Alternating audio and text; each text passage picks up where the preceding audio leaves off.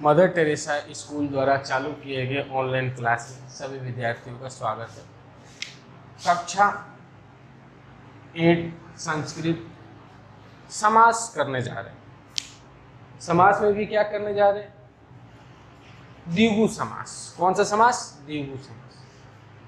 द्विगु समास के सबसे पहले हम नियम के बारे में बात करेंगे। नियम क्या हो? तो नंबर 1 ध्यान से देखिए, द्विगु समास की शुरुआत, द्विगु समास की शुरुआत संख्यावाची शब्दों से होता है। संख्यावाची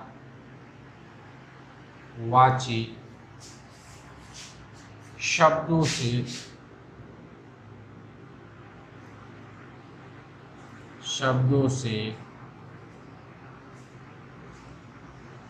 होता है। पहला नियम है, द्विगु समास की शुरुआत संख्यावाची शब्दों से होता है। यानी कोई भी द्विगु समास है, उसकी शुरुआत का पहला जो वर्ण होगा, अक्षर होगा या शब्द होगा, वो क्या होगा? संख्यावाची होगा। जैसे 1 2 3 4 5 6 7 8 9 10, इस प्रकार संख्यावाची होगी, पहला पहचान। नंबर 2, दूसरा बात कहा जा रहा है, द्विगु समास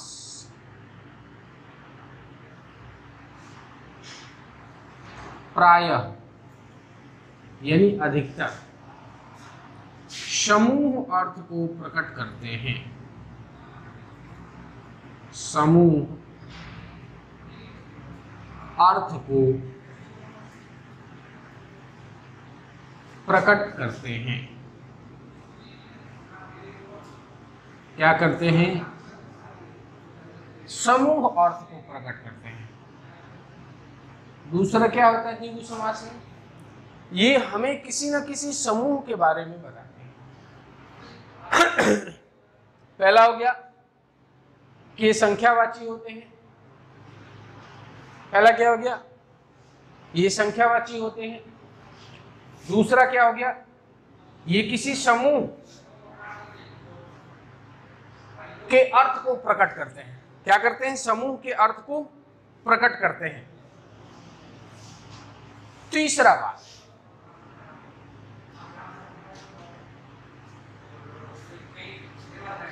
द्विगु समास का समस्त पद, द्विगु समास का समस्त पद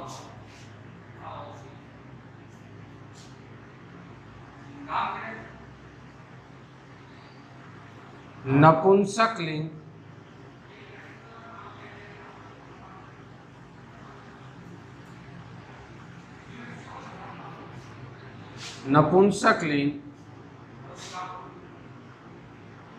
एक वचन या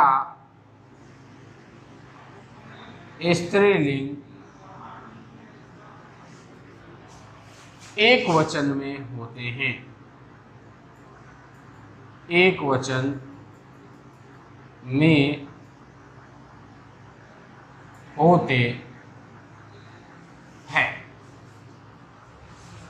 या तो नपुंसक लिंग में होंगे, नपुंसक लिंग एक वचन में, या स्त्रीलिंग एक वचन। क्या नपुंसक लिंग एक वचन और स्त्रीलिंग एक वचन में क्या होगा? द्विगु समास का समस्त पद, यानी जो बिना समास विग्रह किए हुए होंगे वो पद। नियम नंबर 4, नियम नंबर 4 कहा जा रहा है कि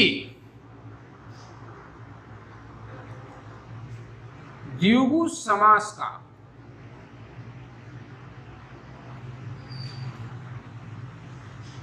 विग्रह करने पर षष्ठी विभक्ति का प्रयोग किया जाता है। षष्ठी विभक्ति का प्रयोग किया जाता है।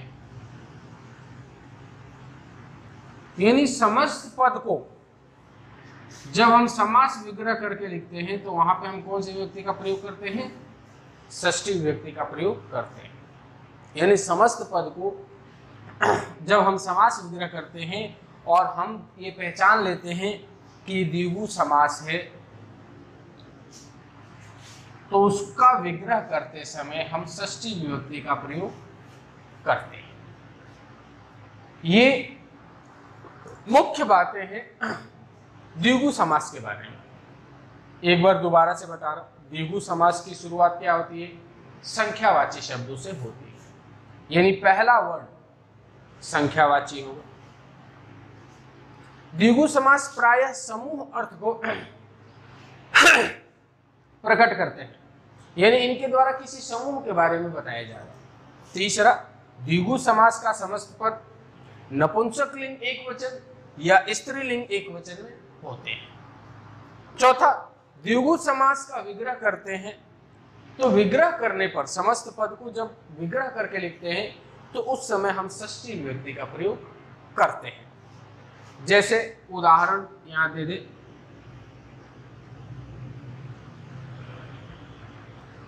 उदाहरण दे दिया सप्तदिनम।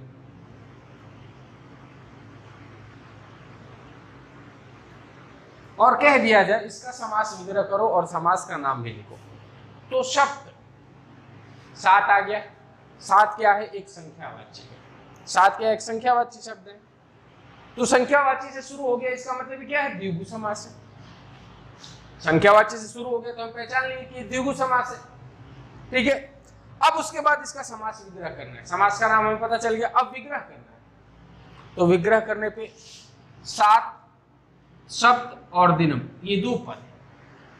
इन दोनों पदों मिल करके एक समूह के अर्थ को प्रकट कर रहे हैं।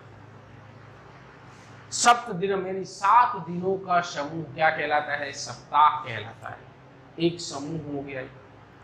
अब इसका समास विग्रह करेंगे तो षष्ठी विभक्ति का प्रयोग करना है। किसका? षष्ठी विभक्ति। क्या हो जाएगा? सप्तानाम, सप्तानाम, दीनानाम। अब समूह को अर्थ प्रकट कर रहे, समूह अर्थ प्रकट करते, समूह के लिए क्या होता है? समाहार शब्द का प्रयोग किया जाता है। समाहार इति। 7 और दिन ये अलग अलग थे, किसी समूह को अर्थ दे रहे, किसी समूह का अर्थ दे रहे, तो सप्तानाम दीनानाम षष्ठी विभक्ति लगा दिए। समूह के लिए समाहार इति शब्द का हम प्रयोग कर लिए और ये क्या हो गया? इसका समास विग्रह हो गया। क्या हो गया? समास विग्रह। त्रिभुवनम, त्रिभुवनम दे दिया गया। त्रि यानी 3, भुवनम, त्रि शब्द क्या है? संख्यावाची है।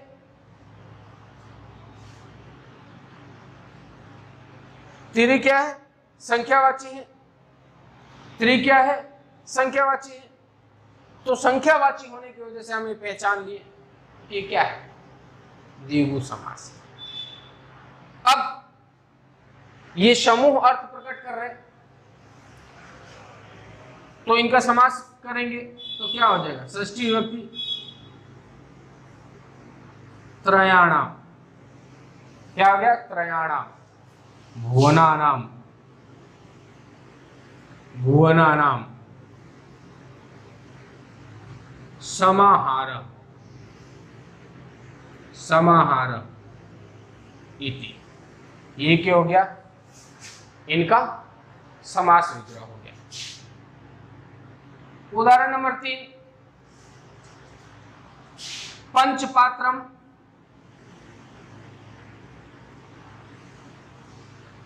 यानी 5 पात्र। पंच क्या है? एक संख्यावाची है। संख्यावाची से हम पहचान लें कि क्या है? द्विगु समास है। 5 पात्रों के समूह की भी बात कर दी गई यहाँ पे, तो विभक्ति लगा करके पंचानाम पात्राणाम, पंचानाम पात्राणाम समाहारः, समाहारः इति, ये क्या हो गया? इसका समास विग्रह हो गया। ठीक है, तो आज आपको 3 उदाहरण इस भी करके बताए, इसके नियम भी लिख करके बताए। अब आपका काम है इन नियमों को पढ़ें और ये उदाहरण किस प्रकार से हल किए गए इनको समझे। आज के लिए इतना ही, धन्यवाद।